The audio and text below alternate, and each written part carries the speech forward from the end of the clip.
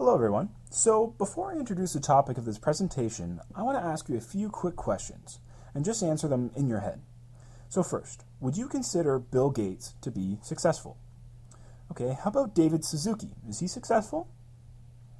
All right, and what about Mahatma Gandhi? Would you consider him to be successful? Lastly, do you think that I am successful?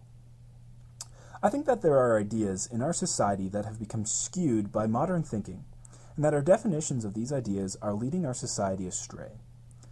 As I'm sure you've guessed, I'm going to discuss our society's definition of success. And specifically, I want to look at our metrics for success. And I want to start a thought with all of you today of the importance for us to redefine success. So first, I want to look at the definitions of success, and I've taken these from the Oxford Dictionary. First, the accomplishment of an aim or purpose, and secondly, the attainment of fame, wealth, or social status. Okay, so now that we've got the definition, how would you go about creating a rubric to define someone as being successful? Most definitions include some degree of achieving goals, or, as Oxford puts it, an accomplishment of an aim or purpose. So if I set goals and I achieve them, I would be successful. But then I ask you again, is Bill Gates successful? Do you see him and say, that man is such a success? Well, if you're a Mac user, you might say no, but most of you probably would agree that he is. But by the previous definition, we can't categorize someone as being successful unless we know the goals they have set out to achieve. In fact, we do this a lot. We apply certain metrics of success onto people that we have never even met.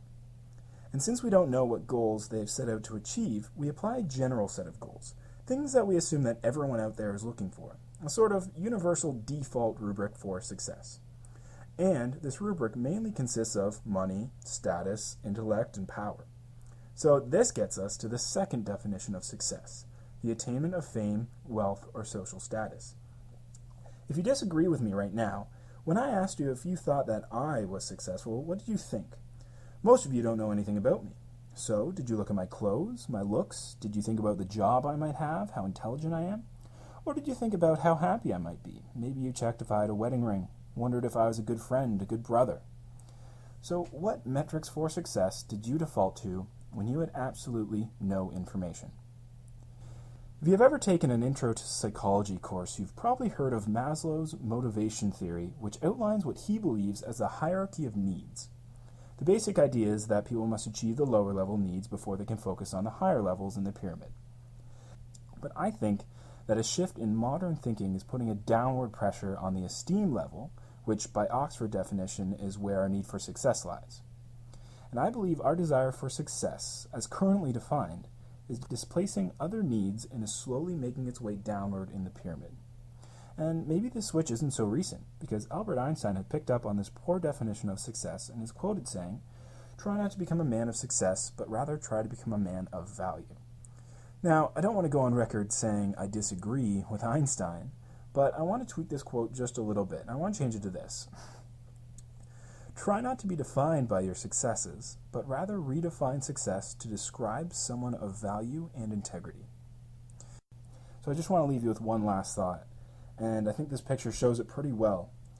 There is so much that our culture does not see as being typical metrics for success. Things like sustainable intellect, stewardship, well-roundedness, wisdom, integrity. And I think that this is the problem. And I think that we need to look at our society's description and redefine success. Thank you.